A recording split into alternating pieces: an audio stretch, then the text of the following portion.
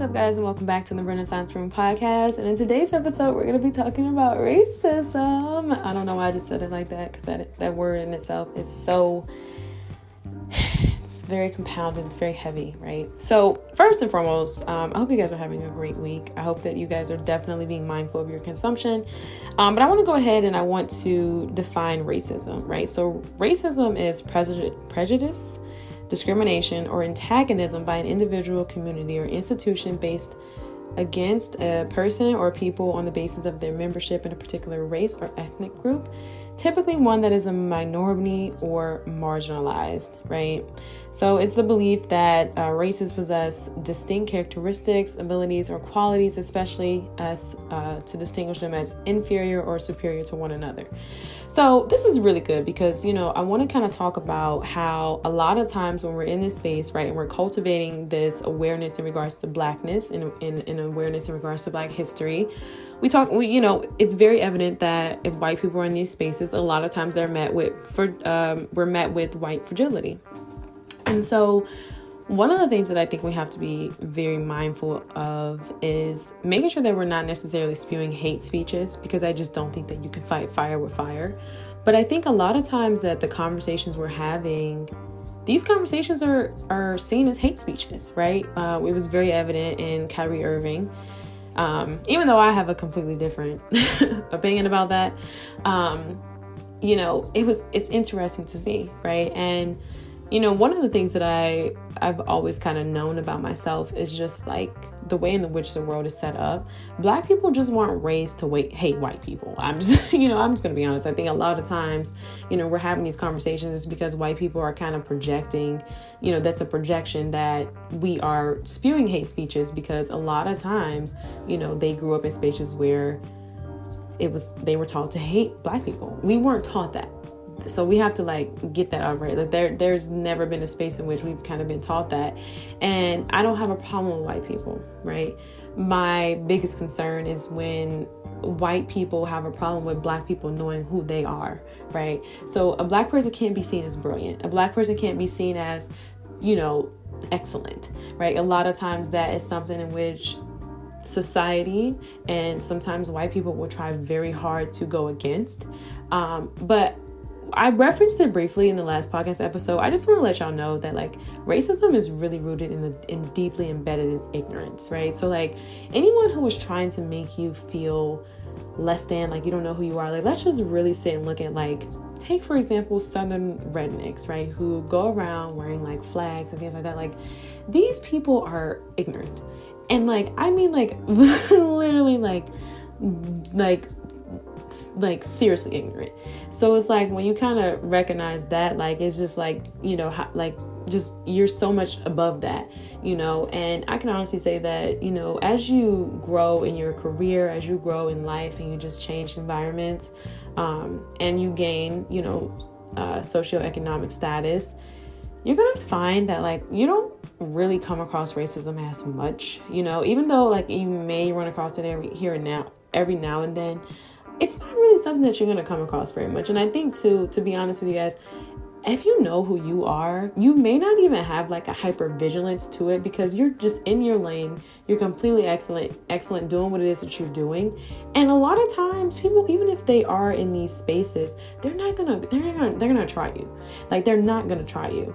It's kind of like if you're walking around with your head down and you're super whoa, it's me. Some people may try you because they feel okay, this person is weaker than I am, so let me try to make them feel less about themselves because I can't do anything with how crappy I feel about myself. Does that make sense? That's a projection, right? And so it's when you're in certain spaces and you know who you are, and if it's work, the way in which you do your job to the best of your ability, excellence, whatever, no one's gonna try you.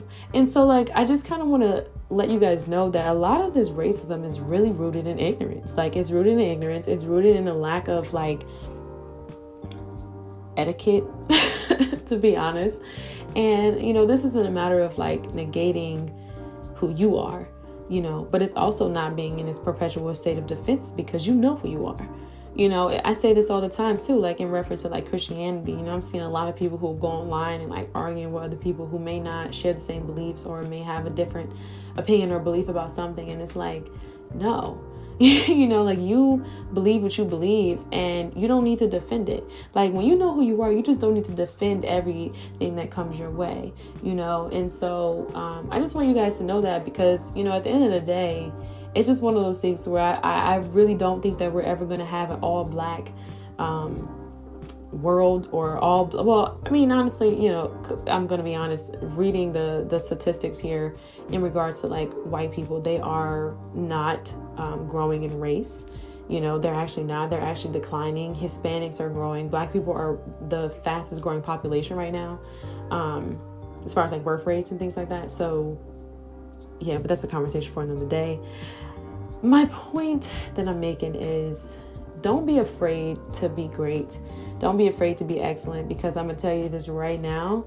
Like, you show up and you know you are, people just ain't going to try you. And if they do try you, then you just rise above, you know, you just rise above. And like, I'm not necessarily here for like turning the other cheek depending on the circumstance. It just depends on the circumstance. You know, I'm a lady, you know. But I just think it's one of those things where it's like, once you know who you are and, you know, you grow, you learn, you're not going to really find yourself in those situations anymore. You're not going to find yourself dealing with that. And like, even if someone has it masked internally, that's their own stuff. You know, there's this viral video on TikTok with this white woman pretty much addressing this quote unquote fear that white women have in regards to black women. And it's not fear, it's envy, right? I mean, we just kind of got to be honest. Like, being black is a very beautiful thing. You know, you have a lot of people who are online who want to be black. I swear, these was the same girls. You asked them if they was black in school, girl was giving, I'm Puerto Rican, I'm this, I'm that. You know, being mixed back in the day was a real thing. You know, it really was. Like, everybody wanted to be mixed. Nobody wanted to be black. But now today, girl, you see people from all different kinds of races.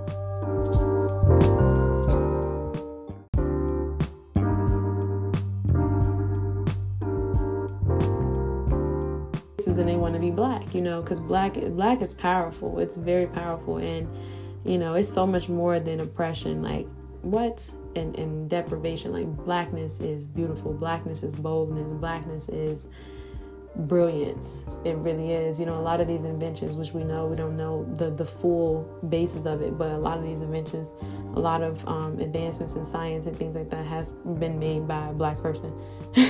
You know, so black people are incredible, you know, and to be black is a very beautiful thing. It's nothing to shy away from. And so, you know, when you grow up and your race is all the same, right? I think we can only empathize that there has to be some level of self-hate there, you know, to have the same type texture of hair, to have the same color skin, you know. Yeah, that has to suck, you know, to some extent. Like, if I'm being, you know, empathetic about the envy that, you know, certain people feel towards black people, like, I would only imagine, you know. And, you know, there's this structure that's, you know, this hierarchy structure that's kept in place that, you know, perpetuates the same narratives, you know. So there's not really a lot of change in thought or breaking in the link, or, you know, just systemically, right? There's not a lot of challenges there, you know, for character development and growth. You just grow up, you're esteemed, your life is stable, you know. You don't really get to be made of something because someone's already paved the way for you, and there's 7 other handouts possibly, you know, as you move on with your life, you know, up the ladder. So I just think, you know, from an empathetic standpoint, we can only sit and really empathize with those who hate us. You know, black is excellence. You know, it's a very beautiful thing. And, you know, I see a lot of women saying that they hate that they're strong. I think right now we got to be mindful of what tactics are being used to make us more manageable. You know, strength is a very beautiful thing. And by no means, you know, is it ever scientifically proven that we are stronger than another person. We have feelings. We have feelings. But, you know, we got to realize that strength, baby, that strength is within your soul. You know, that strength is God's omnipresence.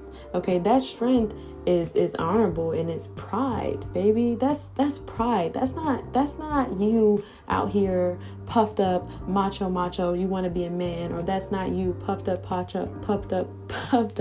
you know, you're a toxic man. No, baby, that's pride. That's the pride from your ancestors. That's the pride from resilience. That's what that strength is. And so to try to, you know, for y'all to want to cover it with like a quote unquote soft girl era, and you know, you guys have to realize that femininity, this idea of femininity, was created with a white woman in mind. It was created after the Marilyn Monroe. Baby, Dorothy Dandridge was at the same time, same space and era, doing the same exact thing. Most gorgeous woman. She was not considered feminine. She was considered a Negro. So understand that as Black people, when we try to fit into Eurocentric and European customs, patriarchal customs, we're gonna go wrong, baby. We've been doing our own thing, marching to the beat of our drum since we got here. If y'all ain't know, hello, making something out of nothing since we've been here. So I just feel like y'all have to realize that and stop trying to fit into spaces that wasn't created for you. Because what that's doing, that's making you hate your brother. This goes back to the house slave. You know what I mean? This is making you hate those that, you know, you're supposed to be in kinship with. You know, this is making you hate yourself because you're never going to be white and you're never going to fit into that. And that's another thing with white people. They're never going to be Black, you know? And so it's just one of those things where it's like, it really boils down to self-love. Loving who you are, loving what God created you to be. You know, I'm not really here to talk about all the white people are great, because I just think that from an educational standpoint, we have all been lied to, but we've also just been taught so much about their race. I didn't really create this podcast to kind of come on here and talk about the greatness of white people or what they've been able to do or what they contribute to society. That's not what we're doing. That's not what I'm doing on this podcast. But I just want you guys to know that, you know, it starts with self-love. It starts with loving what you have within yourself. And, you know, I think that's the basis of it. And I told y'all, like, self-love is just loving who God created you to be. Period. Love those experiences that made you strong. Love those experiences that made you the woman who don't take you're not taking it off nobody. Like, why are you trying to shy away from that? Girl, don't you feel good when you feeling strong? Or do you feel good when you out here moping and boping, out here being a panhandle? Like, what you doing? Girl, what you doing? That's not boss-like. Girl, that's not ladylike. That's not classy. That's not giving queen. And you're a queen. That's not giving queen behavior, girl. You out here, come on. That's not what we do, queen. That's not what we do. Okay? That's not what we do, queen. And so, you know, you got to understand that the softness of a Black woman is something that actually has not been studied. That's probably the one element in which the United States government and any other white person who has used Black people as a social experiment. Dang, girl, I can't get the words out. A social experiment. That's probably that one factor that they have not actually studied. And to be honest, they probably conducting it right now on TikTok, you know, to see how are Black women soft? How do Black women treat their Black men? What is it about that relationship that makes it strong and powerful and dynamic? You know, so don't hate your brother. I love the brothers. Y'all know it. I love the brothers. I love the sisters. I'm real. So, you know, that's what I think. But I hope y'all enjoyed this podcast. This was a quick one. This is a quick one because we're going to have to just go ahead and wrap this whole racism ideal up in a little bitty bow. Okay? And we keep it pushing. Check the deuce. Okay? Period. And your Blackness is beautiful. Quit trying to be white. You ain't never going to be white. And you're so beautiful and you're so powerful, babe. Like, there's so much inside of you. Like, hello. You know, tap into that. And that strength sometimes is kind of scary. I remember, you know, back when I felt like God was giving me a vision for my life, and, you know, he was telling me, like, this is what I'm going to have you do. This is what I want you to do. And even when I first started podcasting, you guys, I mean, this podcast literally has reached over 30 countries. And like the amount of growth that I have seen on this podcast within such a short amount of time with like no marketing, y'all, I was scared. I was like, oh no, oh God, no, you know, because who am I, right? And that's what we've been taught as Black people. Who are you?